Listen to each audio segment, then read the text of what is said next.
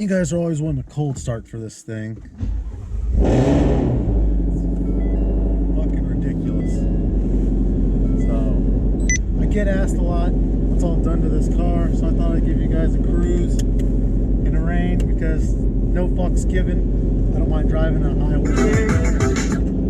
And let's just go from there.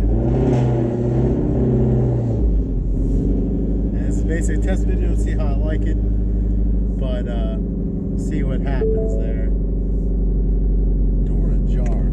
It's a fucking door. So the easiest thing to really start with is what is done to the Hot Sauce GT350. Pardon the loud exhaust. It is what it is. So the engine is built by RGR, HPJ Performance, and Belleville, Illinois helped me select this out and figure out what I wanted to do with it. I had goals of 1,200 horse, so hopefully this summer I achieve that. But right now it's making about 800 on pump gas and 1,000 on rural horsepower. So the engine basically blew in April. That was the last video I did. And I cracked the block. I'll have to see if I can get a picture and add it in here because it's literally kind of nearly split in half. So that took about 6 months. I guess COVID, I don't know. You tell me.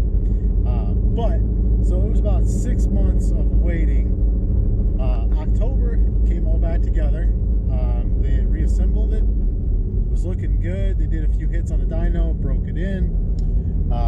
Did their work that needed to be done. I picked up the car and it was good for about 2-3 weeks. I got through the first brake and oil change, brought it back to him. The second brake and oil change, I was gonna have him look into my exhaust so my valves don't close or they don't open from the factory because of the boost not having cats, and it's just a pile of shit. So that's another story. Might be another video. But basically, they were breaking it in. They put in some Grimspeed modules to trick the computer. All my modes work, except now it's loud as fuck. So while they were doing all that good stuff, they were just checking it out, make sure everything was working again. Get it back. I basically lost second and third gear with the T56 with an RST behind it. So that had to get replaced. Sounds good. Get this hell a little bit. So, ordered a T56 with a Mantic clutch. This clutch is phenomenal. And basically, it took from the beginning of October to about 3 weeks ago when I got the car back.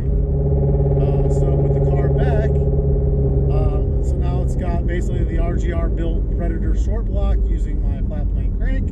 It's backed up with a T56 Magnum XL swap with a Mantic discs behind it. So that's good there. On top of that, there's a Gen 5 Whipple, which this was the first one I believe sold in the country. And I know HPJ was the first one to actually install a Gen 5 Whipple on a car.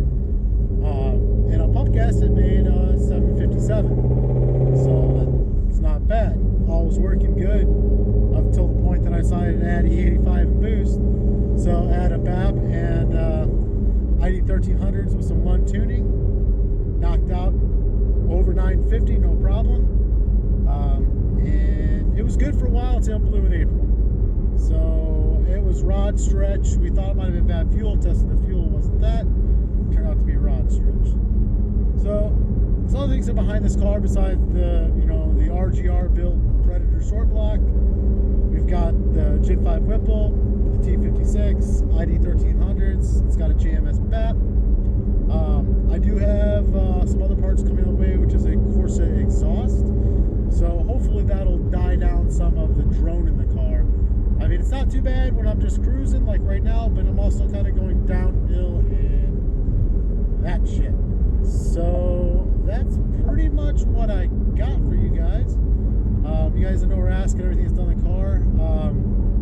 Trying to think some other things that may have been done to it. It does have a GT rear brake swap, and I did some VMS wheels. People ask me like why I went VMS. So when my engine blew originally in April, I was going to go ahead and do axles and rear brake swap with it anyway. So I've got 2,000 horsepower Renegade DSS axles in the back, and basically I ordered some Weld S76s, which I mean they look nice. I love them. They're great wheels. They make a great tire wheel combo and all that shit. Well, I guess not a tire, but Mickey does that. But they make a good wheel. But the problem is when you spend $4,000 on a set of wheels, and April's when I bought them, and I paid cash up front for them. And then October rolls around, and Weld can't tell me anything new other than they're back ordered, it's COVID.